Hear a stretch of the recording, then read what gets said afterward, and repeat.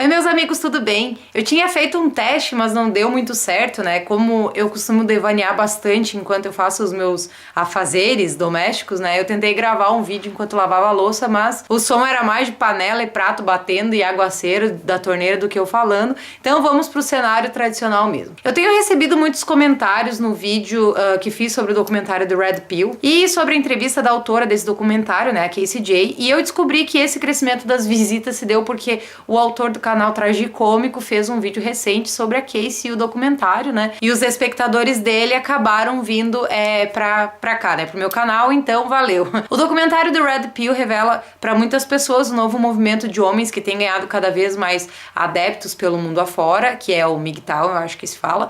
E o documentário faz um excelente trabalho em mostrar o porquê desse crescimento, né? Infelizmente são reais e inclusive não tão incomuns os casos de mulheres que acabam com a vida dos seus ex-parceiros durante e depois da relação, mas eu também tenho visto muitos casos de homens fazendo coisas bem feias com as suas parceiras, né? Isso porque mau caratismo não é exclusividade de um ou de outro sexo, né? O que eu mais tenho visto hoje são homens e mulheres condenando o sexo oposto, né? Como se alguém se tornasse bom ou ruim pelo simples fato de ser homem ou mulher, né? E essa divisão só mostra, assim como acontece com outros grupos sociais também, que criar movimentos sociais, na verdade, não resolve problemas reais, mas sim acrescenta outros enquanto os antigos se intensificam e ainda faz com que a população se divida em grupos inimigos o tempo todo. Sabe aquele negócio de dividir para conquistar? Eu me pergunto, por exemplo, se a violência contra a mulher tem diminuído com o crescimento do feminismo. Não tem diminuído porque o feminismo não atinge o problema real,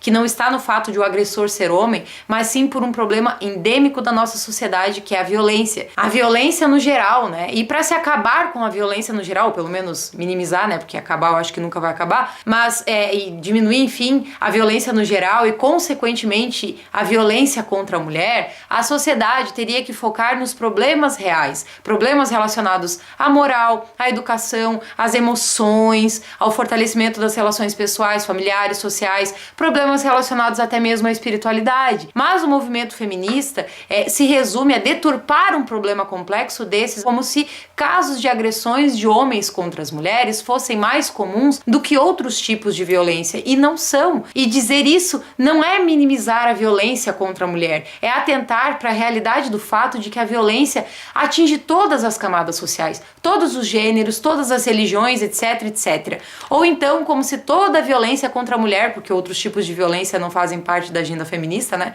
estivesse relacionado ao machismo. Será mesmo? Então os outros tipos de violência estão relacionados ao quê? Violência de mulher contra mulher está relacionado com o quê? Violência de mulher contra homem tem relação com o quê? Porque, acredite ou não, violência de mulher contra homem existe também e não é tão incomum quanto você pensa, e embora a sociedade ache engraçadinho, é um problema sério, sim, como qualquer outro tipo de violência. Violência contra idosos e crianças tem a ver com o quê? Sabe? Eu respondo, tem a ver com a falta de moral. Aí, por outro lado, um monte de homens revoltados com relacionamentos abusivos que tiveram, porque embora as feministas não reconheçam essa realidade, existe, né? A realidade de que mulher também pode ser abusiva. Então esses homens começaram a se revoltar no geral com o sexo feminismo, como se a mulher fosse o diabo em pessoa. A mulher, por ser mulher, fosse o diabo em pessoa. Pessoal, a nossa sociedade vive uma crise moral muito séria e eu acredito assim que ficar formando grupos antagônicos para se matar não vai resolver esse problema, sabe? Uma crise que está afetando os nossos relacionamentos e, consequentemente, toda a sociedade, sabe? Os problemas que a gente está enfrentando não tem a ver com o sexo da pessoa, ou com a raça, ou com a sexualidade, ou com a nacionalidade, enfim. É um pouco cansativo ficar batendo o tempo todo nessa tecla, eu sei, mas é que parece que as pessoas não enxergam, né? Que focar na carcaça da pessoa não tem nada a ver, sabe? Que ela precisa focar na personalidade da pessoa. Antes de atacar todas as mulheres ou todos os homens, porque uma ou outra mulher, ou algumas mulheres ou alguns homens não prestam, pô, será que não é importante enxergar todo o contexto por trás daquela carcaça que ela carrega, sabe, como indivíduo? Um relacionamento entre um homem e uma mulher traz diversos contextos a serem observados. Veja bem, a mulher e o homem por essência são diferentes, por questões biológicas, hormonais, emocionais, e ainda, além disso tudo, ainda carregam o que aprenderam em todo o contexto familiar e social. Então vocês conseguem compreender por que é complicado você você jogar a culpa em toda uma classe, não dá, gente, sabe? Eu posso assegurar que a alienação parental, por exemplo, não é exclusividade de mulher ou de homem. Violência doméstica também não é exclusividade de homem contra mulher. Assim como traição não é exclusividade de um ou de outro. Enfim, trastes, pessoas infelizes e nojentas existem entre homens e mulheres, ricos, pobres, negros, brancos, ruivos, pardos, sabe? Enfim, eu sou uma pessoa muito observadora, sabe? Então, raramente eu falo, fico comentando sobre o que eu observo nas pessoas, mas eu tento tirar lições delas, né? E assim, eu tenho acompanhado muitos casos de relacionamentos de pessoas próximas que estão acabando, e eu posso dizer que na minoria o problema é só com o homem ou só com a mulher.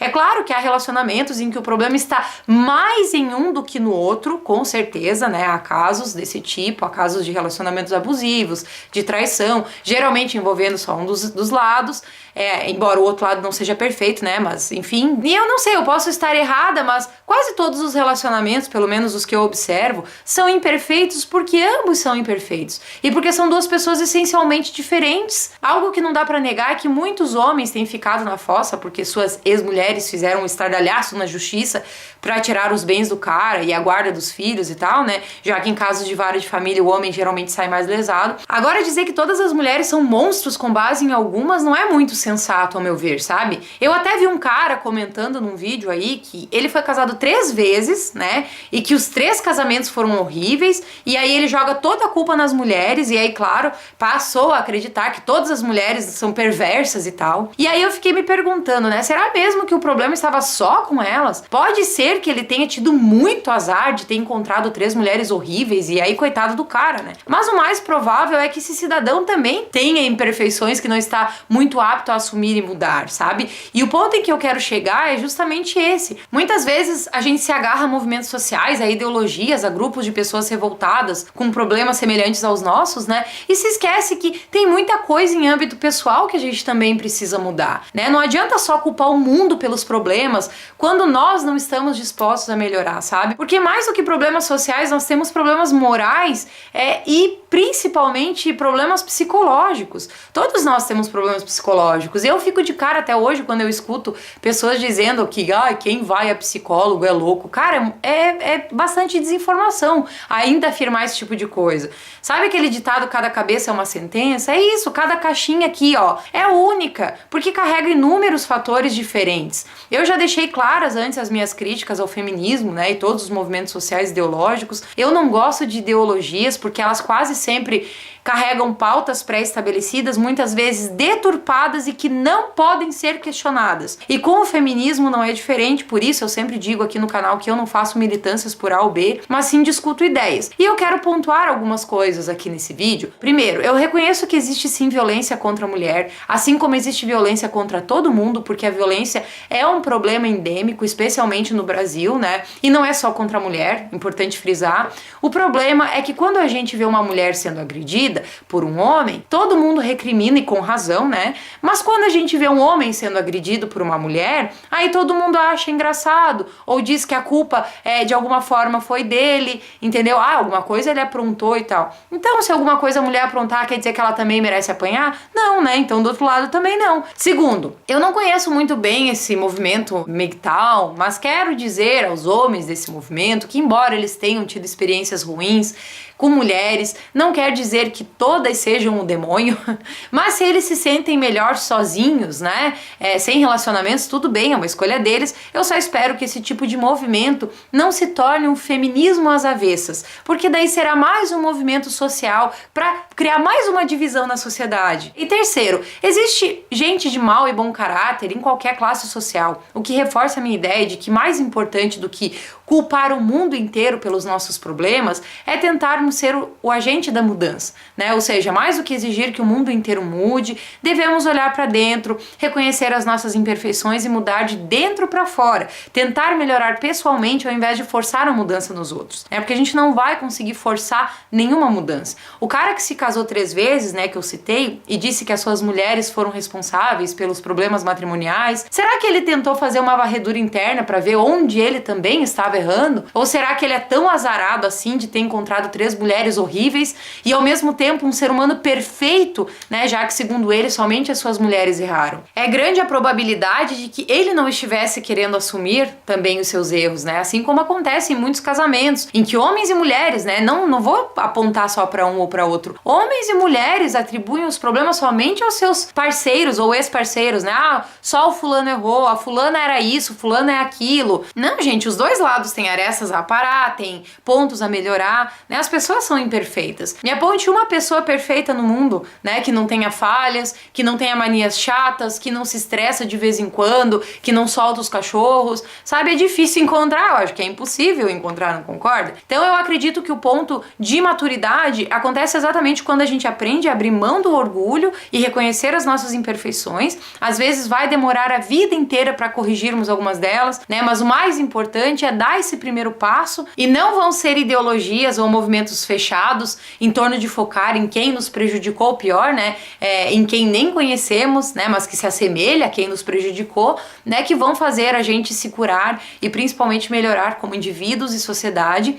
O problema é do outro por ser mulher, ou por ser homem, ou por ser branco, ou por ser negro, ou por ser isso ou aquilo. Se o cara tem problema, é porque ele é um ser humano cheio de falhas, assim como você e eu. E se for para cortar relações, que seja com a pessoa que prejudicou. Agora, atribuir o problema a um monte de gente que não tem nada a ver é muito triste. E definitivamente a gente não vai conseguir mudar alguém, ou a sociedade especialmente, se for buscando vingança ou culpando quem não tem nada a ver com a história, né? Ou pior, distorcendo os problemas reais para ter uma autoafirmação de que eu estou certa, né? De que o outro é errado e eu sou certa e eu não fiz nada de errado. Agora, se a gente quiser tentar mesmo mudar alguma coisa, a única saída é tentando realizar essa mudança internamente. Eu tenho certeza que se as pessoas fizessem um esforço para mudar pessoalmente, como seres humanos, ao invés de tentar forçar a mudança nos outros, né, a sociedade já estaria melhor, tanto no Brasil como no mundo, né? Apesar de tudo, eu entendo a revolta das pessoas, tanto de homens quanto de mulheres, porque, olha, se eu for contar quanta gente eu conheço, tanto mulher quanto homem, que foi traída, enganada, sofreu abuso em seus relacionamentos,